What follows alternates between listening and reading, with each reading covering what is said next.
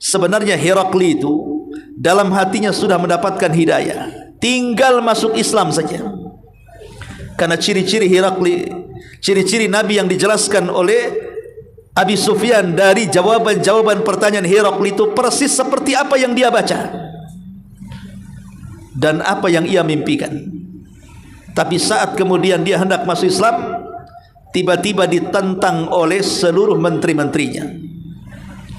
Karena dia takut kalau kerajaannya jatuh, dijatuhkan oleh menteri-menterinya, dikudeta gara-gara dia masuk Islam. Maka Herakli pun akhirnya tidak jadi masuk Islam, tapi dengan sikap kebijakannya dia tidak merobek surat itu. Bahkan dia menempatkan surat itu di tempat yang layak. Makanya Nabi SAW tidak mendoakan kehancuran kepada bangsa Romawi sebagaimana mendoakan kehancuran kepada bangsa Persia. Makanya Romawi sampai hari ini masih ada, bahkan sampai kiamat pun masih ada, karena tidak didoakan kehancuran oleh Nabi SAW.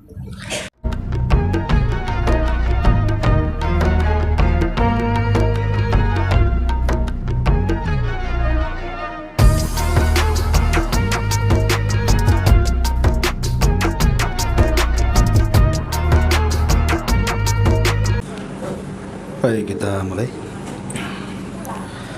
Bismillahirrahmanirrahim. Assalamualaikum warahmatullahi wabarakatuh.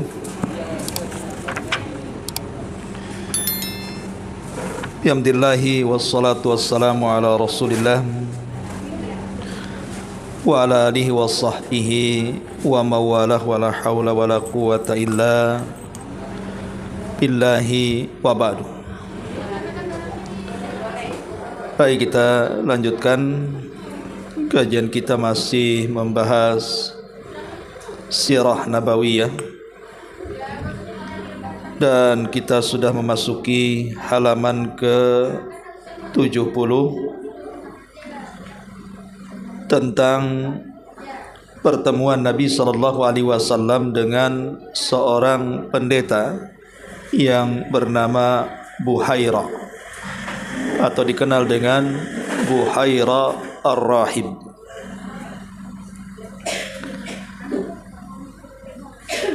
Ma'asyiral muslimin wal muslimat rahimakumullah.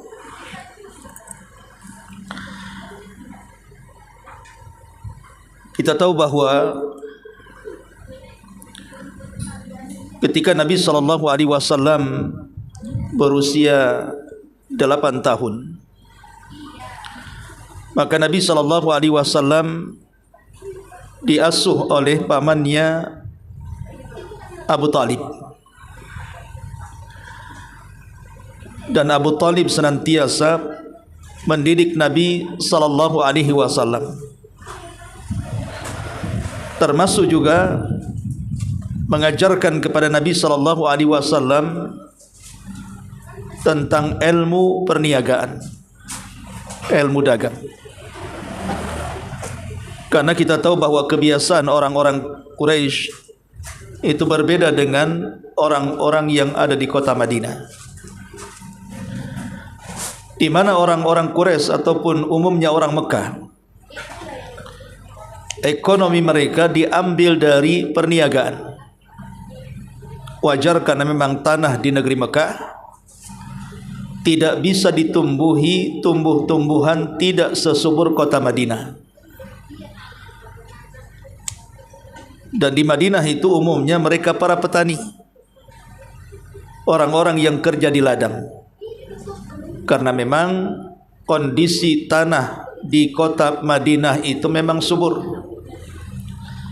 Wajar kalau seandainya penduduk Madinah itu mereka suka bercocok tanam di ladang-ladang mereka. Tapi di Mekah berbeda.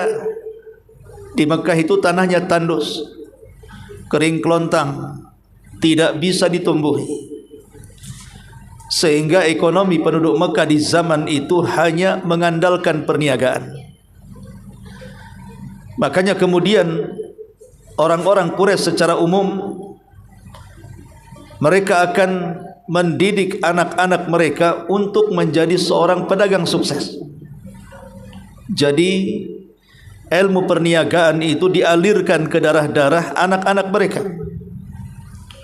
sehingga Allah Subhanahu wa taala sendiri menjelaskan tentang kebiasaan mereka di dalam Al-Qur'an, li'ila fi Quraisyin ila fihim rihlatasyita'i was-saif. Kebiasaan orang-orang Quraisy itu, kata Allah Subhanahu wa taala, mereka selalu mengadakan rihlah, perjalanan, baik di musim dingin ataupun di musim panas, baik di musim syita ataupun saif, artinya di musim dingin ataupun panas. Kemana mereka berniaga? Mereka berniaga kedua negara. Pertama ke Yaman, dan yang kedua ke Syam. Karena dua negara ini dikenal ekonominya sangat maju di zaman itu. Beda kalau di zaman sekarang, tentu Saudi lebih makmur dibandingkan negeri-negeri tersebut. Tapi ini kan kejadiannya di zaman Rasul. Jadi zaman Nabi SAW, Yaman itu negeri yang sangat makmur. Begitu juga negeri Syam adalah negeri yang sangat makmur. Makanya kemudian oleh penduduk Mekah dijadikan target perniagaan. Di dua musim inilah mereka berangkat ke Yaman atau berangkat ke negeri Syam. Ma'asyiral muslimin wal muslimat rahimani wa rahimakumullah. Lah saat Nabi SAW berusia meniti 12 tahun, ada yang mengatakan lebih 2 bulan 10 hari, artinya masuk ke usia 13 tahun, maka Abu Talib selaku pamannya ingin mengajarkan ilmu perniagaan kepada anak saudaranya ini, maksudnya Nabi SAW. Maka Abu Talib pun kemudian mengajak beliau untuk ke Syam, karena kebetulan ketika itu ada musim pemberangkatan kafilah dagang menuju negeri Syam. Untuk apa berangkat ke sana? Ya untuk berniaga, apalagi. Tetapi keduanya ketika sampai di sebuah tempat bernama Busra. Busra ini wilayah Syam, dan ibu kota Hurain yang saat itu merupakan ibu kota Arab di bawah kekuasaan Kaisar Romawi. Jadi saat itu Syam di bawah kekuasaan Romawi. Di situ ada seorang pendeta terkenal bernama Buhaira Ar-Rahib namanya. Pendeta Buhaira, di mana nama aslinya adalah Jirjis. Jadi Buhaira Rahib itu adalah laqab. Nama aslinya adalah pendeta Jirjis. Lah pendeta Jirjis ini, atau dikenal dengan Buhaira, ketika kafilah Nabi SAW berlalu di sana, tiba-tiba kemudian si pendeta ini keluar menjumpai mereka, padahal dia tidak pernah mau menemui seorang pun sebelumnya. Jadi kalaupun ada lalu lalang kafilah dari Mekah, pendeta Jirjis ini tidak menghiraukannya, sama sekali tidak pernah mempedulikannya. Anehnya saat kafilah Nabi SAW yang dipimpin oleh Abu Talib berangkat dari Mekah ke Madinah, entah kenapa kemudian pendeta Jirjis ini, atau dikenal dengan Buhaira Rahib, menghadang kafilah ini. Kemudian tiba-tiba menghampiri Abu Talib. Setelah menghampiri Abu Talib, tiba-tiba kemudian Buhaira Rahib atau pendeta Jirjis ini mengundang kafilah ini untuk singgah di rumahnya. Setelah singgah di rumahnya, kemudian menjamunya dengan makanan. Setelah kemudian menjamu makanan, Buhaira Rahib bertanya, apakah sudah lengkap yang makan di sini? Maka Abu Talib mengatakan, masih ada satu orang. Dia adalah putraku. Kemudian kata Buhaira Rahib, di mana dia? Dia sedang berjaga di luar, menjaga unta-unta dan barang-barang dagangan kami. Maka kata pendeta Jirjis ini, kalau begitu bisa enggak panggil dia kemari? Kata Abu Talib, bisa. Akhirnya kemudian dipanggillah Nabi SAW. Disinilah Buhairah Rahib terkaget-kaget dengan Nabi SAW yang ketika itu usianya 12 tahun. Apalagi kemudian fenomena langka yang terlihat oleh pendeta Jirjis ini, ketika melihat kafilah itu berjalan di hadapannya, dia melihat bahwa ada awan yang senantiasa berjalan menaungi di atasnya, dan juga melihat pepohonan dan bebatuan juga bersujud kepada orang ini. Tentu karena Buhairah Rahib ini ada yang mengatakan dia memiliki dukun yang suka meramal, dan dia juga banyak mengetahui tentang kitab-kitab langit seperti Taurat dan Injil. Dia membacanya, sehingga dia sangat kenal tentang ciri-ciri kenabian Nabi SAW, lebih kenal dibandingkan anak-anak mereka. Makanya Allah Subhanahu wa taala sampai mengatakan, alladzina atainahumul kitab ya'rifunahu kama ya'rifuna abna'ahum wa inna fariqam minhum la yaktumunal haqqa wa hum ya'lamun. Orang-orang yang kami berikan kitab kepada mereka, maksudnya Yahudi ataupun Nasrani, mereka sangat mengenal Nabi yang akan diutus itu seperti mereka mengenal anak-anak mereka sendiri. Tapi sekelompok di antara mereka ada yang menyembunyikan kebenaran, padahal mereka mengetahuinya. Lah Buhairah Rahib ini salah satu orang yang tidak menyembunyikan kebenaran. Setelah dia melihat bagaimana ciri-ciri alamat-alamat kenabian Nabi SAW, di mana alam sekitarnya terpengaruh dengan kedatangannya, makanya saat melihat Nabi SAW, Buhairah Rahib meminta agar bahunya Nabi SAW diperlihatkan. Saat diperlihatkan itulah dia kaget. Kenapa? Karena rupanya ada tanda di bahunya dari tanda-tanda kenabian. Berarti dia tidak salah orang yang selama ini ditunggu-tunggunya rupanya berjumpa di hari itu. Mulailah kemudian Buhairah Rahib melakukan dialog dengan Abu Talib. Kemudian kata Buhairah kepada Abu Talib, apakah dia adalah putramu? Maka Abu Talib kemudian mengatakan, tentu dia adalah putraku. Tapi Buhairah mengatakan, bukan, dia bukan putramu, dan saya yakin orang tuanya sudah meninggal. Saya yakin orang tuanya sudah meninggal.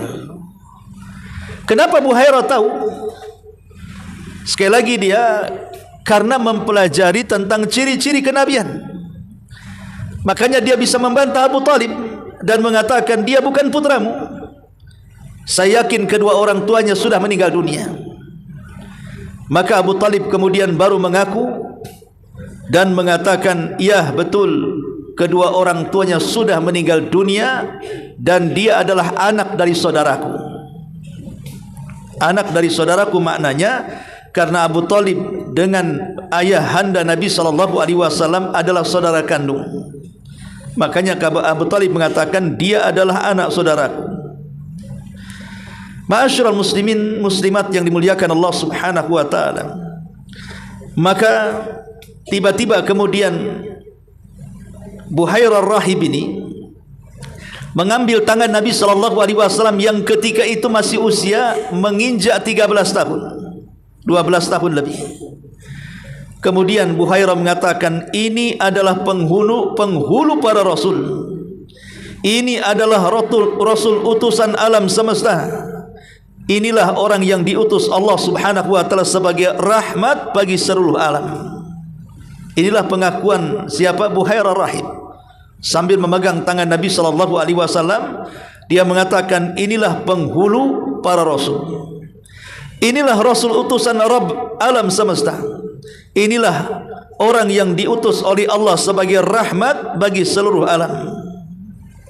Mendengar perkataannya, tentu Abu Talib dan beberapa pembesar Quraisy bertanya, dari mana engkau tahu? Dari mana engkau tahu? Kenapa kau bisa mengucapkan kalimat itu? Kita saja baru kenal sekarang, baru berjumpa sekarang. Bagaimana engkau bisa memprediksi bahwa orang ini adalah utusan Allah yang akan membawa rahmat bagi semesta alam? Maka Buhairah pun menjawab, menjelaskan kepada para pembesar Quraisy yang ikut satu kafilah dengan Abu Talib. Apa kata Buhairah? Sungguh, ketika kalian mulai mendekati Aqabah, semua batu dan pepohonan merunduk kepadanya alias bersujud. Padahal batu dan pohon tidak akan bersujud kecuali di situ ada seorang nabi. Tidaklah keduanya bersujud kecuali kepada seorang nabi. Aku mengenali dia dari cincin nubuah di bawah tulang rawan bahunya. Bentuknya menyerupai buah apel. Kami mengetahui tanda seperti itu tentu dari kitab suci kami yang kami baca. Kemudian Buhairah pun menjamu kafilah Abu Talib dengan baik. Kemudian ketika itu Buhairah bertanya kepada Abu Talib, hendak pergi ke mana, wahai tuan-tuan? Maka Abu Talib pun menceritakan bahwa kami adalah para pedagang dari Mekah, hendak berdagang ke negeri Syam. Maka Buhairah mengatakan, sebaiknya kalau hendak pergi ke Syam jangan bawa anak ini ke sana. Jangan bawa anak ini ke sana.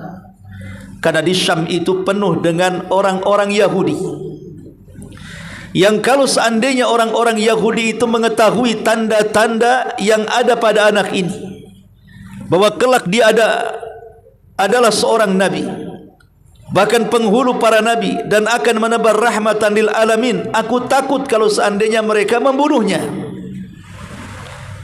Lihat Buhairah rahib, karena dia seorang Nasrani dan dia juga ahli sejarah, membaca kitab-kitab, dan Al-Quran juga mencatat bagaimana bengisnya orang-orang Yahudi di zaman itu. Bagaimana Allah mengatakan, yaqtulunal anbiya'a bighairil haq. Orang-orang Yahudi itu suka membantai para nabi tanpa ada alasan yang dibenarkan. Sehingga apa yang dikatakan Buhairah ini cocok dengan Al-Quran, bahwa orang-orang Yahudi itu memang tidak pernah baik. Mereka suka menyakiti utusan Allah subhanahu wa ta'ala. Lah mendengar hal ini tentu Abu Talib ketakutan, karena yang ngomong ini bukan orang biasa, dia pendeta Nasrani yang fanatik. Akhirnya kemudian karena ketakutannya Abu Talib dengan perkataan Buhairah rahib ini, maka Abu Talib pun kemudian membawa pulang anak saudaranya Rasul kita Muhammad sallallahu alaihi wasallam supaya tidak terjadi apa-apa. Jadi kafilah dagang yang lainnya melanjutkan perjalanan, tapi Abu Talib kemudian pulang sendiri membawa keponakannya supaya tidak terjadi apa-apa, karena takut kalau ramalannya pendeta Jirjis ini menjadi sebuah kenyataan. Maka pulanglah Abu Talib membawa Nabi SAW dikirim kembali ke Mekah bersama sebagian anak-anaknya yang lain. Ma'asyiral muslimat yang dimuliakan Allah subhanahu wa ta'ala, dari sini kita tahu bahwa isu kenabian di zaman itu sudah masuk ke telinga kepada para tokoh-tokoh, khususnya para ulama-ulama ahli kitab. Makanya kita tahu bahwa saat terjadi perjanjian Hudaybiyah, dan perjanjian Hudaybiyah itu kan terikat 10 tahun untuk tidak saling mengacau dan menyerang antara kubu Rasul dengan orang-orang kafir Quraisy. Itulah yang dijadikan kesempatan Nabi SAW untuk bermurasalah, untuk mengirim surat, mengajak masuk Islam raja-raja dan tokoh-tokoh. Kita tahu bahwa hampir secara keseluruhan raja-raja yang beragama Nasrani, mereka mau menerima surat itu dan memuliakannya. Ada yang masuk Islam, ada juga yang menolak Islam tapi menghargai ajakannya. berbeda dengan agama di luar Nasrani, seperti Kisra yang beragama Majusi, di mana Kisra raja Persia saat menerima surat Nabi SAW ajakan masuk Islam, marah dia, kemudian merobek-robek suratnya. Maka Nabi SAW mendoakan keburukan kepada kerajaan Persia, khususnya Raja Kisra. Dan Rasul mengatakan, sebagaimana engkau telah merobek suratku, maka kudoakan semoga Allah merobek kerajaanmu. Maka setelah doa Nabi SAW, betul-betul Persia tumbang dan tidak ada Persia sampai kiamat. Karena doa Nabi SAW, tumbang Persia dan tidak akan lagi ada Persia sampai kiamat. Berbeda Persia, berbeda orang-orang yang beragama Nasrani. Contoh Romawi, ketika itu penguasanya adalah Raja Herakli. Itulah penguasa kaisarnya Romawi. Raja Herakli ini pernah bermimpi bahwa kekuasaannya akan ditumbangkan oleh orang-orang yang mereka bersunat. Jadi mereka disunat. Jadi orang-orang yang disunat ini, merekalah yang akan menumbangkan kekuasaan kerajaan Romawi. Tentu seorang raja bermimpi seperti itu, ini bukan mimpi biasa, ini menggoncang kekuasaan.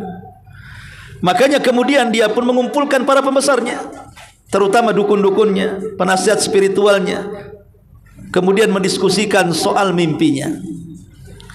Maka para pembesar di sekitarnya mengatakan, setahu kami orang yang disunat itu orang Yahudi. Bagaimana kalau kita bantai orang-orang Yahudi itu? Tetapi di waktu yang sama, disitulah surat Nabi SAW sampai ke tangan Herakli. Bayangkan habis mimpi, tiba-tiba mendapatkan surat dari Nabi SAW mengajak supaya Herakli masuk Islam. Apa enggak menggigil Herakli ini? Kok bisa bersamaan antara mimpi dengan datangnya surat? Dan surat itu sudah sedikit menggoyahkan kekuasaannya. Karena kan ngajak masuk Islam, artinya kalau sudah ngajak Islam, berarti dia harus tunduk kepada orang yang mengirim surat ini. Tiba-tiba kemudian Herakli memerintahkan orang-orang untuk mencari orang-orang yang disunat. Lah kebetulan ketika itu ada kafilah dari Arab yang dipimpin oleh Abi Sufyan. Ketika sampai di tempat namanya Ilya itu di Baitul Maqdis, maka Abi Sufyan pun kemudian ditangkap oleh prajurit Romawi untuk dihadapkan kepada Raja Herakli. Kemudian terjadilah dialog antara Herakli dengan Abi Sufyan. Setelah kemudian terjadi dialog mempertanyakan tentang pengirim surat ini, rupanya satu nasab dengan Abi Sufyan, dan Abi Sufyan pun menjawab setiap pertanyaan Herakli dengan kejujuran. Sebenarnya Herakli itu dalam hatinya sudah mendapatkan hidayah, tinggal masuk Islam saja. Karena ciri-ciri Herakli, ciri-ciri Nabi yang dijelaskan oleh Abi Sufyan dari jawaban-jawaban pertanyaan Herakli itu persis seperti apa yang dia baca dan apa yang ia mimpikan. Tapi saat kemudian dia hendak masuk Islam, tiba-tiba ditentang oleh seluruh menteri-menterinya. Karena dia takut kalau kerajaannya jatuh, dijatuhkan oleh menteri-menterinya, dikudeta gara-gara dia masuk Islam. Maka Herakli pun akhirnya tidak jadi masuk Islam. Tapi dengan sikap kebijakannya, dia tidak merobek surat itu.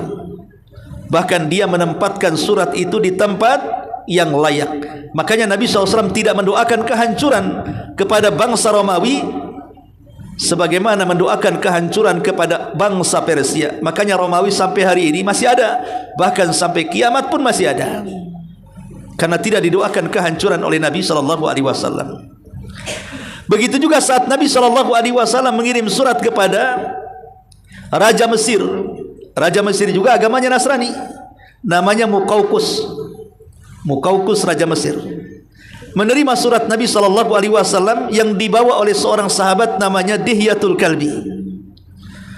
Kemudian ketika Muqawqus membaca surat ajakan masuk Islam, kemudian berdialog dengan Dihya. Memang dia tidak masuk Islam, tapi dia tidak keras dengan Rasul SAW, dan juga dia memperlakukan suratnya dengan baik. Bahkan dia mengirim hadiah untuk diserahkan kepada Nabi SAW, 2 wanita untuk dijadikan selir Nabi. Pertama Maria Al-Qibtiyah dan yang kedua Sirin.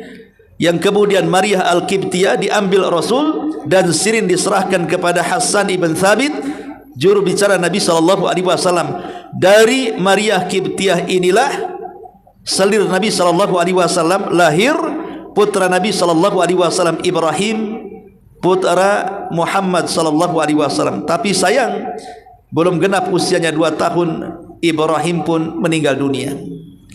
Tapi Muqawqis walaupun tidak masuk Islam dengan kedatangan surat itu, tapi dia sangat menghargai surat itu. Kemudian yang ketiga, Najasyi. Inilah raja Nasrani yang masuk Islam. Jadi saat Nabi SAW melihat penindasan para sahabat yang dilakukan oleh orang-orang Quraisy, maka Nabi SAW melihat penderitaan para sahabat tidak tahan. Akhirnya kemudian Rasul memerintahkan untuk hijrah. Tapi hijrah ke mana? Bumi yang luas ini memikirkan hijrah ke mana? Kemudian Rasul punya ide agar mereka hijrah ke negeri Ethiopia, ke daerah Ahbash atau disebut dengan wilayah Najasyi. Maka berangkatlah kemudian kloter pertama dari hijrah pertama menuju Habasyah. Betul, sesampai di Habasyah, para sahabat mendapatkan ketenangan ibadah, persis seperti yang dikatakan Rasul, hijrahlah ke negeri Ethiopia karena di sana ada raja yang adil yang tidak pernah melakukan kezaliman kepada rakyatnya. Tapi masalahnya musuh Allah tidak terima. Bagaimanapun mereka terus membuat makar supaya Islam tidak berkembang. Maka pembesar Quraisy kemudian mengirim Amr ibn As yang ketika itu belum masuk Islam, karena Amr ibn As ini kan seorang pedagang sukses, tokoh Quraisy dan kenal para pejabat yang ada di Ethiopia. Jadi Amr ibn As ini melobi para pejabat dengan cara menyogok mereka dengan harta yang banyak agar sang raja mengembalikan para sahabat kembali ke Mekah. Dikhawatirkan Islam berkembang. Tapi Najasyi ini bukan orang bodoh. Dia pun melakukan dialog dengan Ja'far putra Abdul Muttalib, ketika itu sebagai jubirnya orang Islam, jubirnya para sahabat yang ada di Ethiopia. Maka kemudian ketika itu Amr ibn As mulai memprovokasi dan mengatakan kepada Najasyi, wahai sang raja, orang-orang ini adalah orang-orang sesat. Dia tidak menganut agama yang kami anut, dia pun tidak menganut agama yang kau anut. Tapi dia berani datang kemari. Kata Najasyi, betul juga. Kalau begitu saya ingin bertanya kepada anda, siapa namanya? Dia mengatakan Ja'far. Karena kan memang dialognya berbeda, harus pakai penerjemah.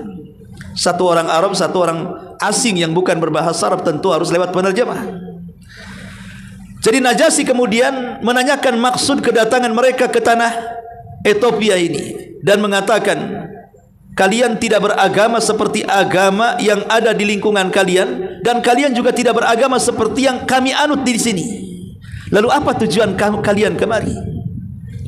Disinilah kemudian Hamzah selaku juru bicara para sahabat Nabi SAW menjelaskan kepada An-Najasyi. Penjelasan Hamzah inilah penjelasan Ja'far, bukan Hamzah. Penjelasan Ja'far inilah yang menjadikan raja Ethiopia Najasyi akhirnya masuk Islam. Inilah sebab penjelasan Ja'far, akhirnya kemudian Herakli masuk Islam. Herakli An-Najasyi masuk Islam. Bagaimana kisah dialognya? Jadi Ja'far ini mengatakan, wahai sang raja, wahai sang raja, sesungguhnya dulu kami adalah orang yang boleh dikata jahiliyah. Kami ini orang bodoh. Dulu kami menyembah berhala, kami juga memakan bangkai, kami juga suka berzina, kami juga suka memutus silaturahim, kami juga suka berbuat jahat kepada tetangga, yang kuat menindas yang lemah. Begitulah kondisi kami sangat buruk saat itu. Tiba-tiba datang seorang yang mengaku Rasul, yang mengaku Nabi, datang kepada kami. Kami tahu nasabnya, kami tahu kejujurannya, kami tahu amanahnya, kami tahu kehormatannya. Tiba-tiba orang ini mengajak kami menuju Allah, agar kami mentauhidkan Allah dan hanya menyembahnya. Dan kami keluar dari apa yang kami sembah dari bapa-bapa dan nenek moyang kami, yang terbuat dari batu dan berhala-berhala itu. Kami disuruh meninggalkannya. Kemudian orang itu melarang kami untuk berzina, melarang kami untuk berdusta, melarang kami untuk memakan harta anak yatim, menuduh wanita baik-baik pezina, dan begitu seterusnya. Itulah yang kami bisa jelaskan dari orang itu. Tiba-tiba kami diintimidasi, kami dimusuhi, kami diusir. Makanya kami akhirnya hijrah dari negeri kami ke negeri Anda di sini. Kemudian Najasyi mengatakan, apa yang membuat kalian datang ke negeri kami? Kenapa negeri kami yang menjadi tujuan? Kan banyak negeri-negeri di dunia ini. Maka Ja'far menjelaskan, karena Rasul kami telah memuji diri Anda. Hijrahlah ke Ethiopia, karena di sana ada seorang raja yang adil, yang tidak pernah menzalimi siapapun. Kata Najasyi, betul? Betulkah orang yang ngaku Nabi mengatakan saya pemimpin adil? Maka Ja'far mengatakan, ya, Anda pemimpin yang adil. Maka Najasyi, atau dikenal dengan Ashama ibn Afjur nama aslinya, mengatakan kepada Ja'far, kalau begitu aku lindungi kalian, dan tidak ada orang yang berhak mengusir kalian di sini. Tinggallah di sini dengan baik. Tiba-tiba Amr ibn As mulai memprovokasi lagi dan mengatakan, wahai sang raja, orang-orang ini, dia telah mengatakan kepada Isa bin Maryam tidak seperti yang kalian yakini. Karena orang-orang Nasrani tentu mengkultuskan Isa dan mengatakan Isa anak Tuhan, Isa satu di antara tiga Tuhan, bahkan mengatakan Isa adalah Tuhan itu sendiri. Jadi Amr ibn As ini ketika itu masih kafir mengatakan, wahai sang raja, tapi orang-orang ini, maksudnya rombongan Ja'far dan sahabat yang lainnya, mereka mengatakan sesuatu yang tidak pantas tentang Isa bin Maryam. Maka terpancing lagi emosinya Najasyi dan mengatakan, jelaskan kepada kami wahai Ja'far, bagaimana menurut anda tentang Isa bin Maryam? Maka kemudian Ja'far ketika itu membaca surah Maryam, Kaf, Ha, Ya, Ain, Sad. Kemudian terus membaca surah Maryam, sekitar 20 ayat dibaca oleh Ja'far bin Abdul Muttalib ini. Maka setelah kemudian mendengar Najasyi ayat-ayat yang dibaca oleh Ja'far dari surah Maryam, sekitar 20 kurang lebih ayat yang dibacakan beliau, entah kenapa hidayah masuk. Najasyi pun menangis. Disitulah Najasyi pun akhirnya masuk Islam. Tapi masalahnya dia sembunyikan keislamannya. Dia tidak mau mengajak orang-orang Ethiopia untuk masuk Islam karena takut fitnah. Dia hanya memendam keislamannya oleh diri sendiri sampai wafatnya. Makanya Nabi SAW saat mendengar Najasyi, apalagi Najasyi kan orang baik, salah satunya pernikahan Rasul dengan Ummu Habibah, siapa yang ngasih mahar? Najasyi yang ngasih mahar. Banyak kebaikan Najasyi kepada Rasulullah, walaupun Rasul tidak pernah berjumpa dengan Najasyi. Dan dia dianggap walaupun bukan sahabat tapi muhadram, orang yang masuk Islam di zaman Nabi tapi tidak melihat Nabi, makanya tidak dikatakan sahabat, dikatakan muhadram atau dikatakan namanya pembesar para tabi'in. Maka saat meninggalnya Najasyi, Nabi kemudian menyolat gaibkan, dan itulah salat gaib pertama dalam Islam. Karena menganggap Najasyi masuk Islam, maka Rasul pun kemudian menganggap Najasyi Islam dan mensalat gaibkan, karena di negeri Ethiopia tidak ada yang menyalatkan Najasyi. Dari sini kita tahu bahwa raja-raja yang beragama Nasrani ini, baik Romawi yang dipimpin Herakli, atau Mesir yang dipimpin Muqawqis, ataupun orang-orang Ahbas Ethiopia yang dipimpin oleh Najasyi, mereka semua lebih memuliakan dan menghargai kita, lebih menghargai Islam dibandingkan orang Majusi ataupun Yahudi. Bahkan sebagiannya masuk Islam. Seperti umpamanya orang-orang dari negeri Yaman, Najran. Saat Amul Wufud, tahun banyaknya kabilah-kabilah yang datang masuk Islam, datang kabilah besar yang berjumlah ratusan dari Najran, Yaman, menemui Rasul di Madinah, dan mereka beragama Nasrani. Kemudian berdebat dengan Nabi SAW soal kenasraniannya dengan Islam. Maka Nabi SAW pun kemudian terdiam sampai turun surah Al-Imran. Turun surah Al-Imran sebagai jawaban dari persoalan yang dibawa oleh orang-orang Najran. Tapi mereka tidak puas juga sampai terjadi mula'anah. Akhirnya kemudian mereka pun ramai-ramai masuk Islam. Jadi orang-orang Nasrani di zaman itu mudah mendapatkan hidayah. Beda dengan Yahudi, beda dengan orang-orang Majusi Persia. Lah termasuk di sini juga Buhairah. Dia tidak menyembunyikan kebenaran. Kalau memang Buhairah ingin menyembunyikan kebenaran, maka tentu Buhairah akan membiarkan Abu Talib membawa Rasul sampai ke Syam, kemudian dibantai oleh orang-orang Yahudi. Tapi Buhairah, dia mengatakan kepada Abu Talib, sebaiknya kau bawa pulang anak ini. Sebab kalau dia tetap dibawa ke Syam, orang Yahudi tahu alamatnya, pasti dia akan dibunuh. Sebaiknya dibawa pulang ke Mekah. Selamatkan, karena dia akan menjadi pemimpin para rasul, penghulu para nabi, dan akan menebar rahmatan lil alamin. Betul apa yang dikatakan Buhairah rahim. Selepas Nabi SAW di usia 40 tahun diangkat menjadi nabi dan rasul, dan menjadi manusia pemersatu umat di bawah agama yang hak, dinul Islam, dan menebarkan rahmat ke seluruh dunia. Ma'asyiral muslimin wal muslimat rahimani wa rahimakumullah. Inilah di antara pertemuan Nabi SAW dengan seorang pendeta yang bernama Buhairah rahib, namanya pendeta Jirjis, pendeta yang sangat fanatik dengan agamanya, yang banyak tahu ramalan dan prediksi kenabian. Wallahu alam. Ini yang bisa saya sampaikan. Sebelum saya tutup, silakan kalau ada yang mau bertanya seputar sirah Nabi.